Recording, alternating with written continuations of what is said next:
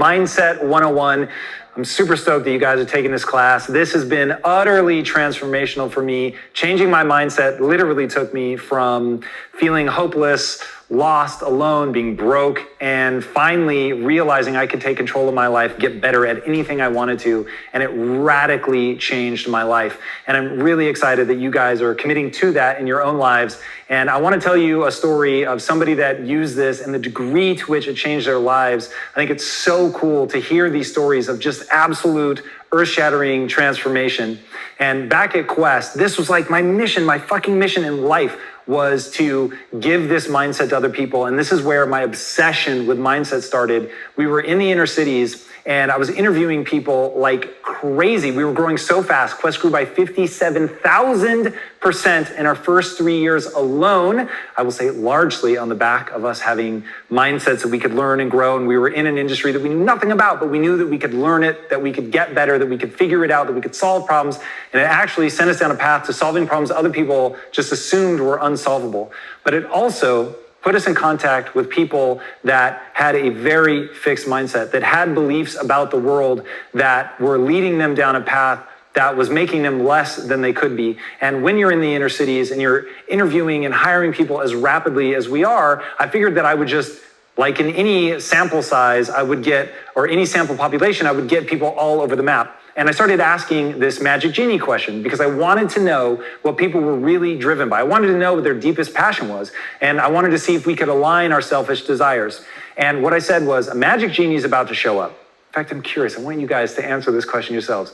A magic genie is about to show up. They're going to grant you one wish and one wish only. You can ask for anything you want, except you can't ask for more wishes. You can't cure cancer or bring somebody back from the dead. It has to be something for you, because I'm trying to figure out what you're really all about, what you really want.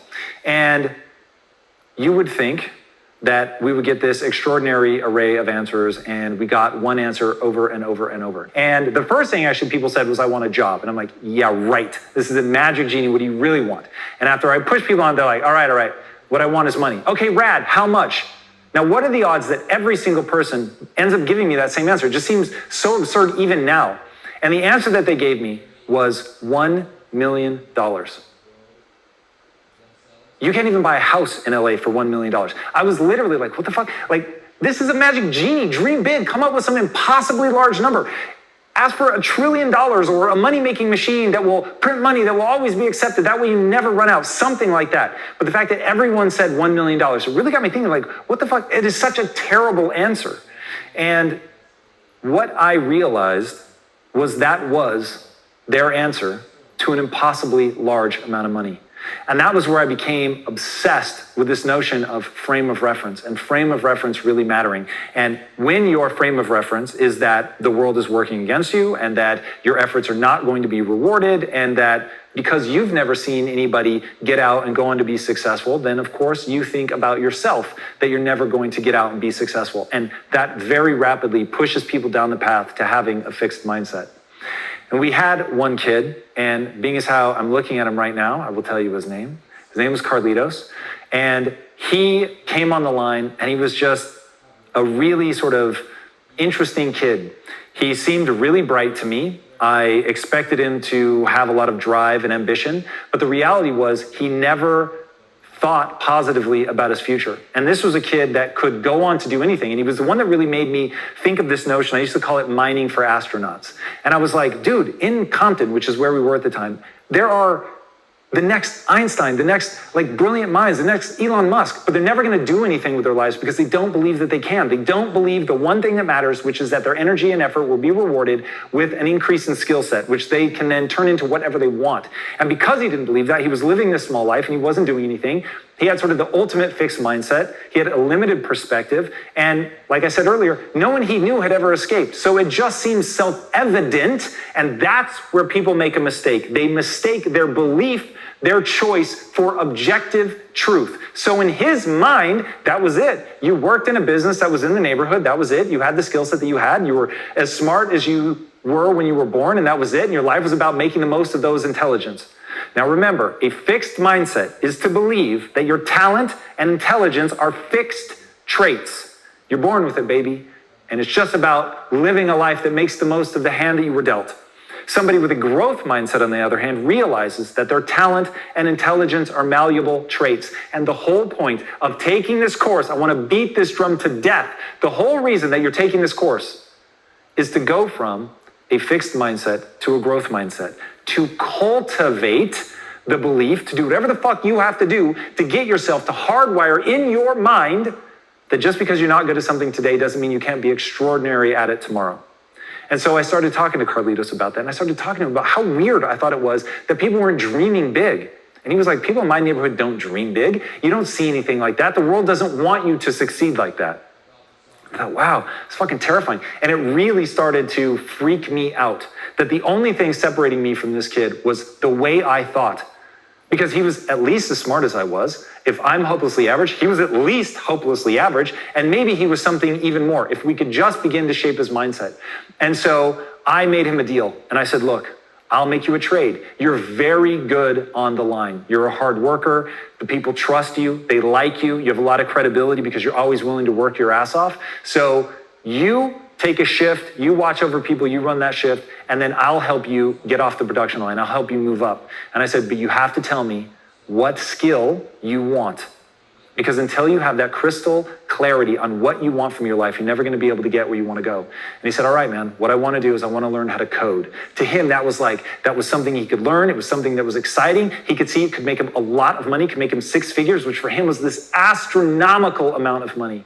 And I said, all right, fantastic. The only thing standing between who you are today and that person that's able to make a 6-figure income as a coder is a set of skills.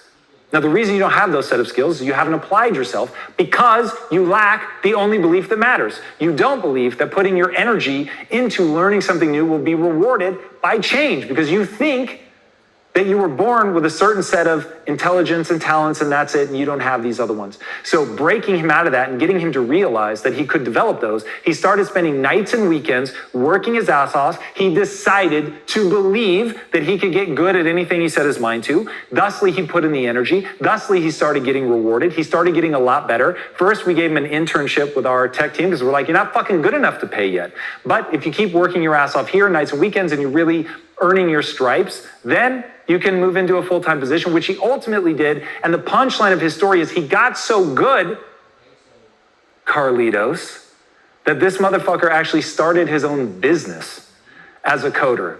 Now, fair enough, he ends up deciding that he doesn't want to be an entrepreneur. He'd rather be in a group of people that are growth-minded, that push him. And so he ended up coming back, and I'm very encouraged to be reconnecting with him. And it's utterly fascinating to see this kid who didn't believe that he could do anything. He had never owned a fucking laptop, never owned a computer. And he goes from never owning a computer to teaching himself how to code using what, Khan Academy or something? He's taking classes, nights, weekends, learning all shit for free that he can find online. And he gets so good that he's able to now make a living as an independent contractor, as a coder. It's this extraordinary journey. He's just beginning. I cannot wait to see how far he goes. As somebody who has a growth mindset, as somebody who knows that when he applies himself, when he's disciplined, when he practices over and over, when he repeats these empowering things in his mind, that he actually gets better. And just because he's not good today doesn't mean that he's not going to be good tomorrow. And watching somebody do that year after year after year and watching them transform their lives is one of the most breathtaking things that can happen when you see somebody else do it. But now imagine you do it in your own life. Now imagine that you're Carlitos. Imagine that you take on that belief and you start applying yourself. All right. Now, while you're holding that fucking idea in your head, I want you to focus on the immediate actions you're going to take to change your life. All the things that Carlitos did, now you're going to apply to your own life, and you're going to do the following things. This is going to change your life,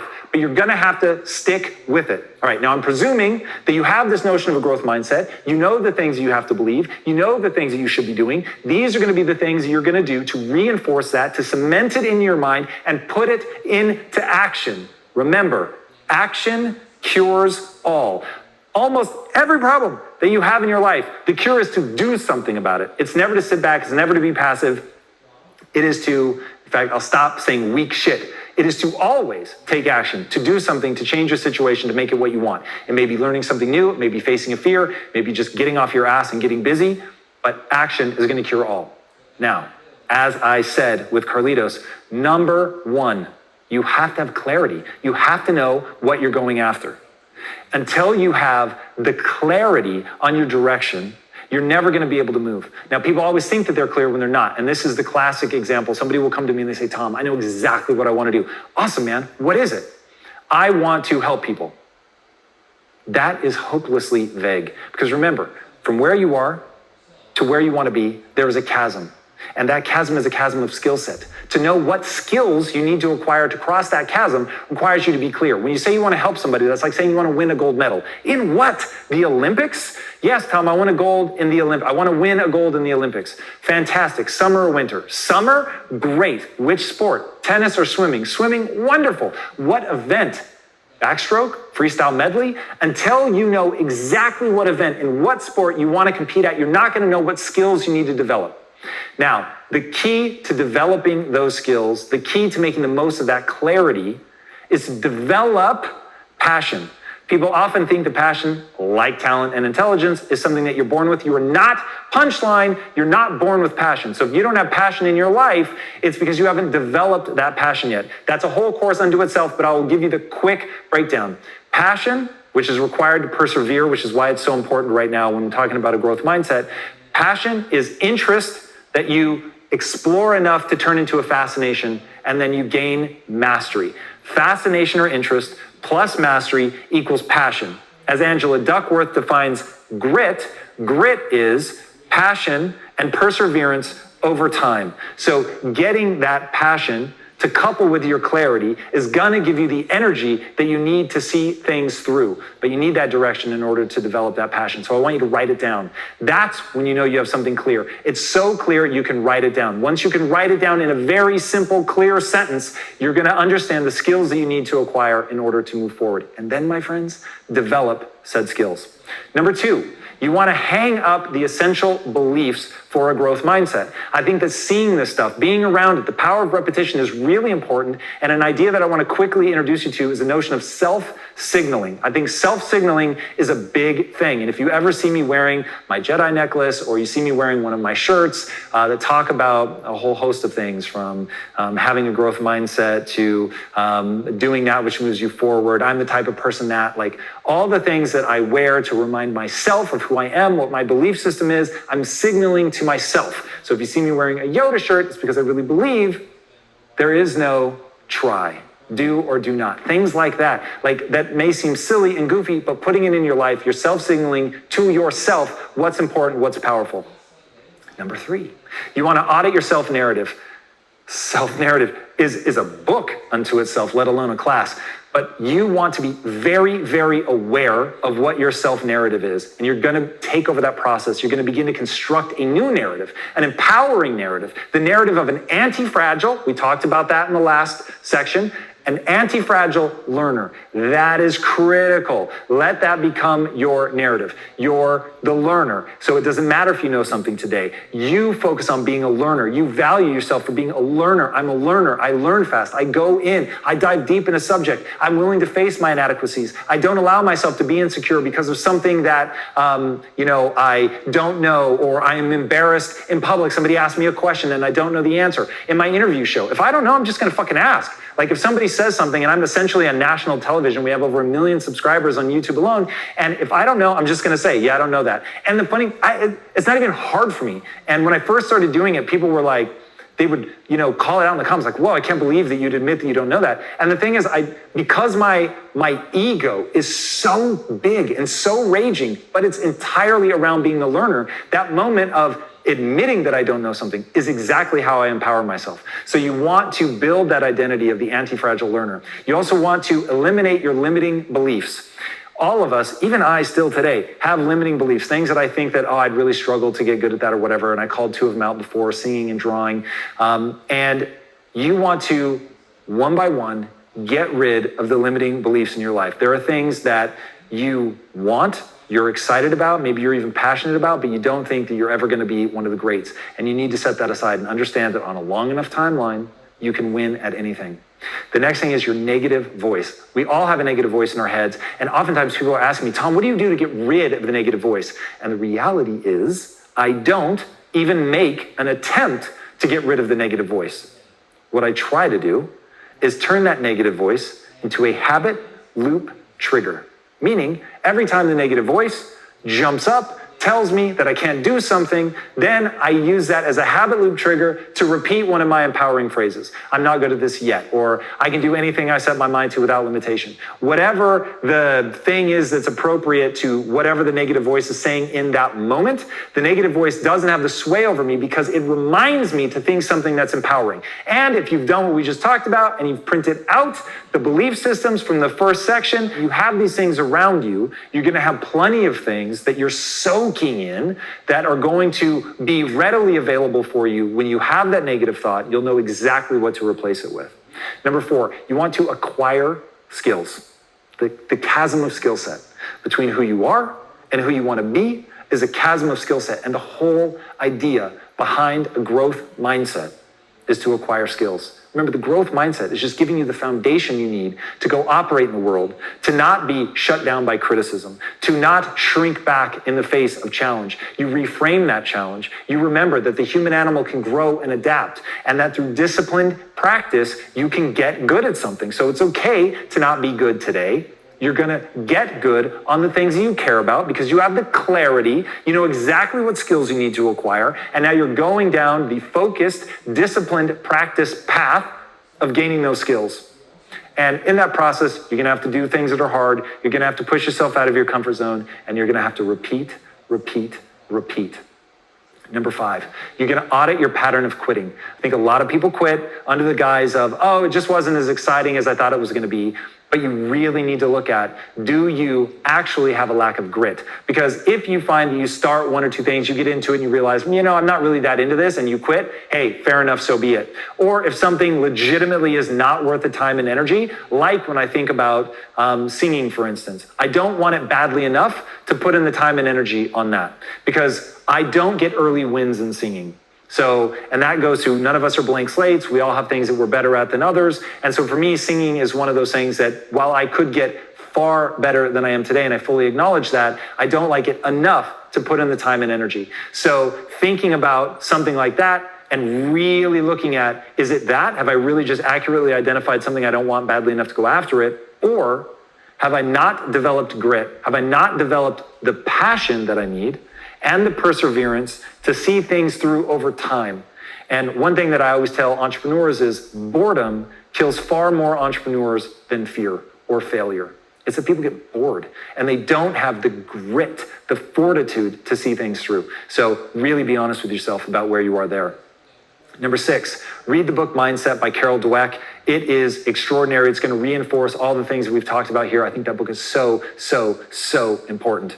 Read that book. Number 7, journal about your growth mindset. Journaling, I think, is really big. And this is something that's helped me a lot. I actually really got into this hardcore about a year ago, and I really started just using it as a way to think through a process, to reinforce things, just to write. And I write in true stream of consciousness. So do not worry about whether or not you're a good writer. When I'm writing in my journal, I actually type, I don't know, should I? Because I find that there's something, and I don't type with those single fingers, I'm quite good. I'm doing all that. I find that it slows my mind down enough, and in typing all of that stuff, I really let my mind sort of pace itself at the rhythm that I can write at. So I write out every single thought that I have, and it's really weird. It's like talking to yourself. And so you're having this really profound dialogue, and it's solidifying ideas. It's allowing you to explore. It's reinforcing. It's part of the repetition pathway. So I highly, highly encourage you guys to journal about what's positive about a growth mindset. Why do you want to do it? It's going to be a way like obsession. In fact, that's number 8, is to become obsessed with the idea of yet. But that whole notion of obsession is really critical, and you can get that out in the journaling. So even journaling by adding yet, by talking about something that you're not good at yet, but that you want to get good at, and writing the word yet, and saying, you know, hey, I really value this thing and I really want to get good at it, but I'm not good at it yet. And I might sit there and go, yet in my journal. And that's the kind of thing that just reinforces it, and steeping yourself in that, becoming obsessed with that, and really just reinforcing the stuff in your life is incredibly powerful. So never lose sight of the power of yet. Don't lose sight of the power of repetition, and definitely don't lose sight of the power of journaling. All right, number 9, you're going to want to join a community. We talked about in the previous section, you are the average of the 5 people, and maybe ideas is an even better way to say it, but you're the average of the 5 ideas you spend the most time with. And as a social animal, it gets reinforced so much more powerfully when you're a part of a community. Other people, especially if you like and respect them, and you want to adhere to the values of the group, that is so powerful. And that's one of the reasons that we have a community around Impact Theory University.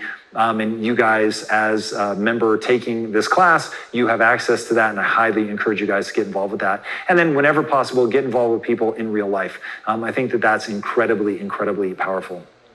All right, guys. I think one of the most powerful things anyone can give you is doubt. And if you're like me and you place a fucking chip right on your shoulder and that drives you in the really hard times, I think that's ultra, ultra powerful. But remember, 80-20, you want to spend 80% of the time in the light, in the beauty, in the things that bring you joy and all that. So I want to give you a piece of joy right now. And I want to say this: I believe in you. And I believe in you because you're average. And average is enough. Humans are designed to grow and adapt. The brain is changeable.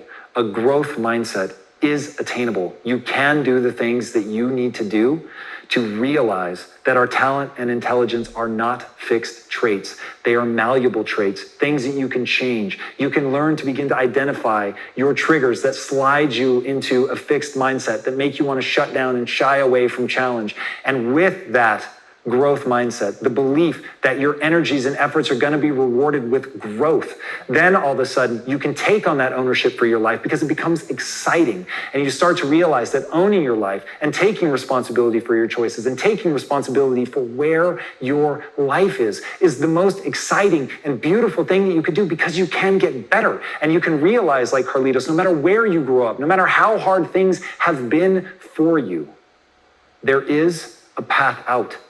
And that path is a growth mindset. I really, really hope that the information in this class is as life-changing for you guys as it was for me. I'm so passionate about passing this information on. It changed my life in ways that are so profound. It didn't just change my life, it changed the lives of my family. And I hope that it now is passed on to you and it changes your life and you're able to pass it on to other people and it will change their life. And guys, if you have any questions, please leave them in the comment section below. We will definitely be engaging and answering people's questions. I'm beyond honored that you joined me for this. And I'm beyond honored, and the thing that I care most about is that you're committing to yourself to develop a growth mindset. I really believe if more people do this, we can have the kind of impact in the world that we want to have. And if you want to know what my theory on how to impact people is, it's this: to give them a growth mindset and to do it at scale. Guys, thank you so much for joining me. Until next time, my friends, be legendary. Take care.